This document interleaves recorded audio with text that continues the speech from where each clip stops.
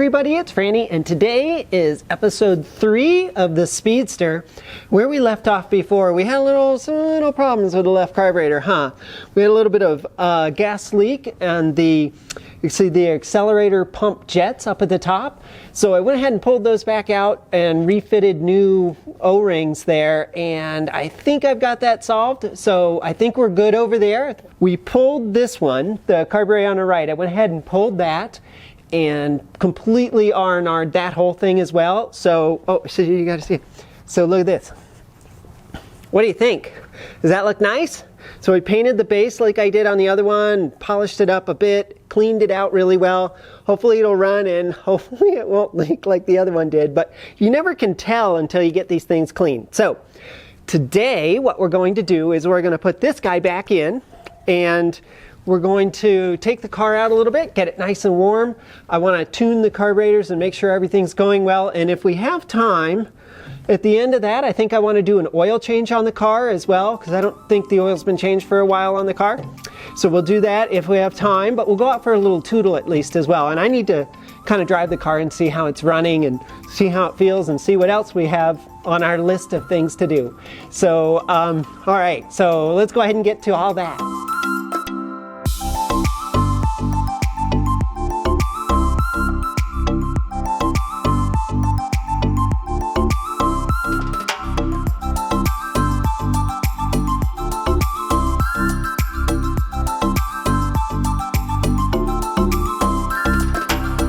We've got both of our carburetors back in, so I want to start the engine at this point and run it a little bit. I just want to check for leaks and make sure we're all good. Don't want to forget to remove these guys. Want to check back here and make sure that we've got everything out from behind. Okay, we are all set. Let's go start the car. Here we go.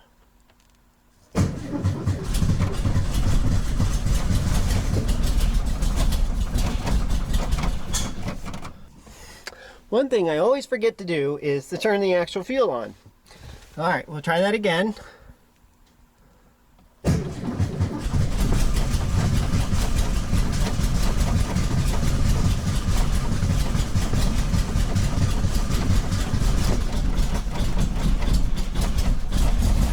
There we go.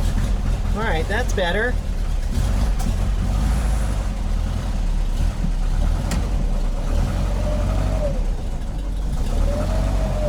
That's the difference in the, you can hear that, that's with the clutch in. And that's the noise from the transmission. It's a little bit noisy. All right, let's go see what we got back there.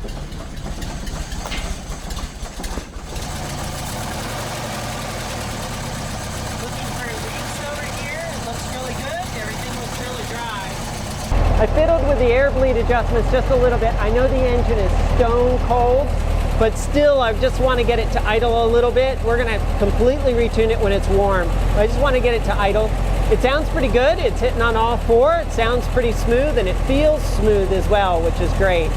I don't see any leaks in the carburetor, and we're just going to warm it up a little bit more.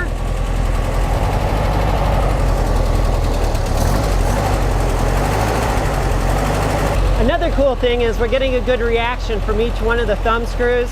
As I roll them in, I can hear the idle dropping a little bit, which is a great thing. That means that they're doing what they're supposed to do and we don't have any crud or anything left in the system.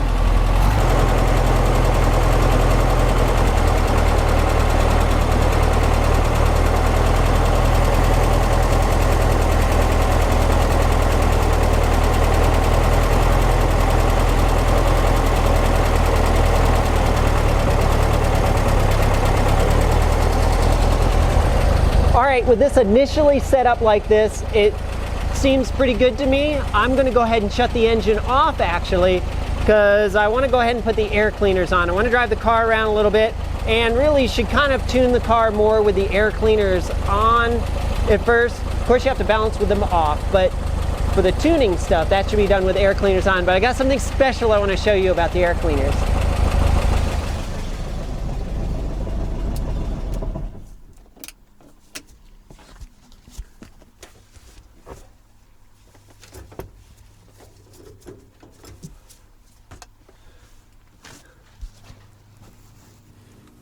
Remember our air cleaners, and they had those orange, horrible covers around them?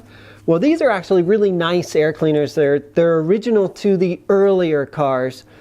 This engine should actually have black air cleaners with an element in them, but the older cars, the 55s with the original engine for this, would have had a set of connects. They just would have been a little bit smaller than this. Whatever, close enough. But they're very nice. These are really, really nice. The problem with them is that people call them bird strainers because they really don't have much in the way of filtration. There's not much, so you can see on the inside there, not much on the inside either. It's just the other side of this screen. And so for the fine dust like what we have in Colorado, it's just not quite enough. I have these exact air cleaners on our 58 cab. So what I've done for this, instead of putting covers around the outside, I use a bit of this K&N foam, and I actually work it up to the inside here. So that way it stays out of view and stuffed way up inside the air cleaner. It's great. It's been working great. I've used this for years. It's pretty dirty when I take it out. So that means that this thing really isn't doing a very good job. So at any rate, well, all you have to do with this is just soak it in a little bit of oil. And this is kind of standard stuff with these old air cleaners, these old foam air cleaners. So you just a little bit in here. Doesn't need all that much, just use a bit of engine oil. And you just kind of want to squeeze it and work it through. If you put too much in, it'll sort of weep down on top of the carburetor, and on my car it kind of does that a bit, and that's okay. But it just gets the top of the carburetor a little bit dirty. Now I've even painted these as well, so I went ahead and completely cleaned them, took some lacquer, whatever, solvent to it, and went through the whole things, cleaned them, and then painted them as well. They should be sort of a dull aluminum color, so this is the color they should be. They shouldn't really be shiny. So all we have to do is just work our foam into the hole here, and then just spread it out all inside. And we just want it to completely cover the entire inside. It's a little weird, once again, by Braille. Make sure it's pushed up all the way against the edge and that there isn't any areas where there's no foam. And then just tuck it in under the rim here. And I've never had any problem with it falling out or anything like that. There's so little resistance in pulling air through it, it just doesn't have a tendency to pull out or anything. So with it, that's what it looks like when it's all done. All just sort of packed in there all the way around. And I cut the piece so it's just the right length to sit inside, but end to end. All right, so that's one air cleaner. Go ahead and do the other one. It's just like that, of course. And then we'll go ahead and put these guys back on the car. They're easy enough to refit. Just a 14mm socket works great. Just sit on there like that.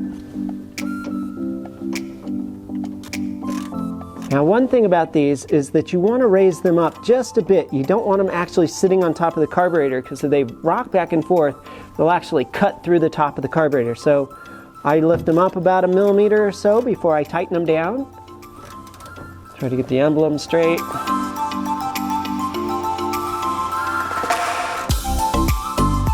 There we go, just grab hold of them, make sure they don't move. The one on the right here. There we go.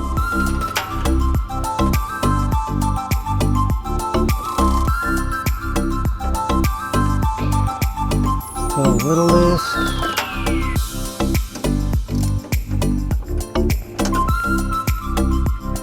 There we go, nice and tight. With the carburetors all back in and it's nice and dry back here fuel-wise, let's take the car out for a little tootle and see how she's running. Fuel on. Keep forgetting to turn on fuel on. All right, here we go. That sounds pretty good, huh? Car's almost idling too. That's great. Ooh, that is a noisy transmission back there. Oh my gosh. Holy cow. But something's not quite right here. This is a Speedster. That's better. All right, off we go. See how this thing drives. This is the first time I've ever driven a Speedster, so this is pretty cool. This is really a neat experience. Engine sounds pretty good. Like I said, the transmission's a little grumbly back there. I think the main bearing probably needs to be looked at.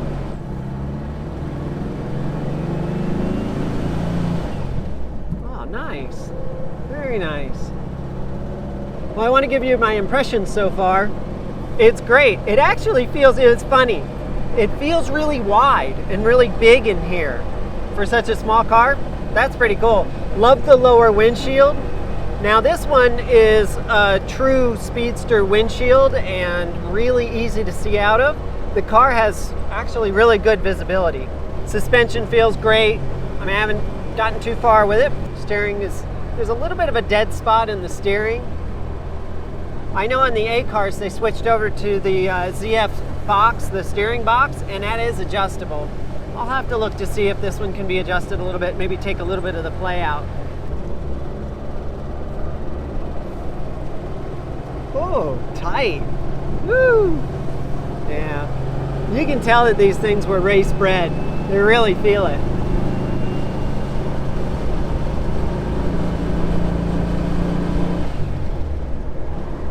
Super duper long throw on the transmission, but that's like my car too, or our car, the A car. It actually shifts really nicely. So I wonder about that noise in the transmission if it is just simply a bearing. Probably wouldn't be the end of the world to get that fixed.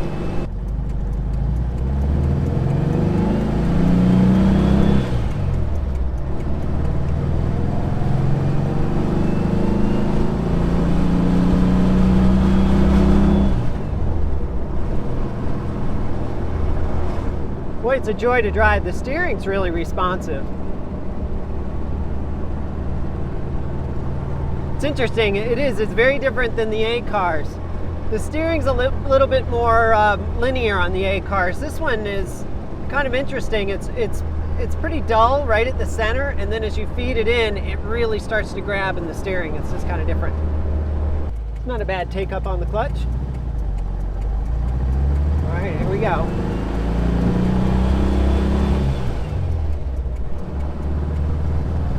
It's like the blinker doesn't cancel. Got a pissed off cylinder back there. One of them's not firing completely. So we'll have to get to that. Yeah, we've lost a cylinder. Huh, wonder what that is. That's probably a spark plug more than anything else. To find a place to pull over here. Might just be a loose wire or something back there too. I did pull the spark plug wires off to clean the intake manifolds a bit, but I just need to find a safe place to pull over. Well, these things happen. Not the end of the world. I did notice that those spark plug wires are super stiff, which means they're really old and they really should be swapped out.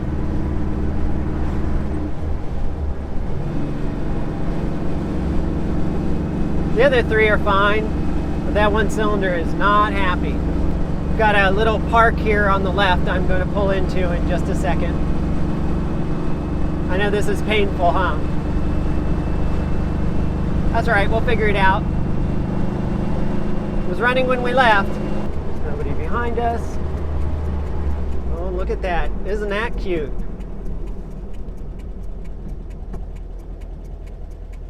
Looks like a Model A. Yep. All right. Booking. All right, let's figure out what's going on back there. Funny, it's idling. All right, let's find out what's going on back here. Okay, so it sounds like we lost one of the cylinders. Let's check the spark plugs really quick like bunny. Spark plug wires. Feels good. Over here maybe. After I verified that all the spark plug wires were firmly attached, I started moving on to the carburetors, thinking that maybe we had some crap that worked its way loose and clogged up some ports or something, or maybe something was just very out of adjustment. But take a look at the imagery here. Take a look at what's going on with the cameras. Do you see those horizontal bands that are going across? Now those only happen when I have the camera in the engine bay. As soon as I pull it out of the engine bay, they go away. And if I speed it up, I get more of them. So that tells me I've got some high voltage EM that's just completely messing with my camera. So I think we have a bad set of spark plug wires. Something's wrong with the plug wires and the high tension lines on the car. But I may have found an interesting way to find out if you've got some bad spark plug wires. At least it affected my camera. Well, funny, I'm actually a little perplexed. I'm not really certain exactly what's going on here. Sounds like all four are going. When I go to adjust the carburetor on all four, I get some, bit of difference when I'm rolling them in and out. We definitely lost the cylinder, but now it seems to be back. Let me get back on the road again, drive around a little bit. We'll see if we can get any more information. Clear left, tree in the way for right, always fun. Okay, here we go. Hear it? Yeah, it's very intermittent. There it's on. Now it's on. I can still hear it though. It's not, whatever it is, it's not happy. My guess is it's electrical and it's one cylinder. I do have all four again though. But that's what these shakedown runs are for. So we got the carburetor sorted. That's great. We're just going to move on to some more issues. I'm going to turn around right here.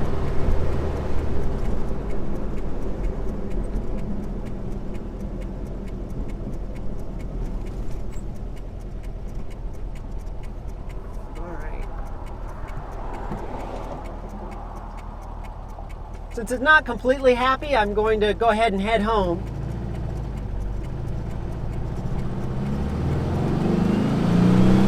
Well, that sounds pretty good.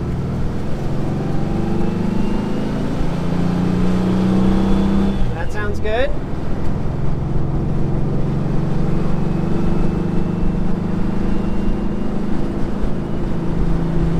Now it's sounding pretty good, don't you think? Shifts really well,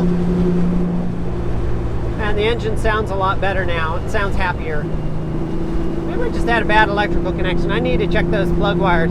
That might be something we should swap out. Boy, it is a joy to drive though, I'll tell you. The look of this car and the whole vibe, I mean, I've never driven a Speedster before, even been in a Speedster before, and it's cool. It's quite a bit different than the cabs. The cabs feel much more, cabriolets feel much more, I don't know, much more formal maybe? With a bigger windshield and everything. I don't know. But this is great. This is really fun. Well, it's idling really well. Sounds like we got our initial tune on the carburetor where it needs to be for now. I'll do more because I really want to go through and balance the carburetors and all of that, but I want to figure out this electrical system issue first before I go spending a bunch of time on the carburetors. I just want to make sure everything else, the carbs are really something you do last. So the electrical stuff can really mask a lot of problems. So we want to make sure that that's all working really well.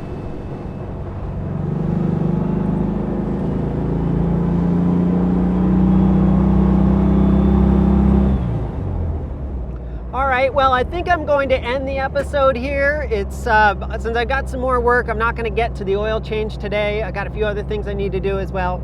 So I hope you really enjoyed the episode. This has really been a treat for me to drive the car, and I hope you enjoyed coming along. We got the carburetors back in and they're working great, but we still evidently have some other issues. So we'll get to all that in later episodes. Please stay tuned for that. Thank you so much for watching, and thanks again to all our Patreon supporters. And until next time, safe travels. Bye.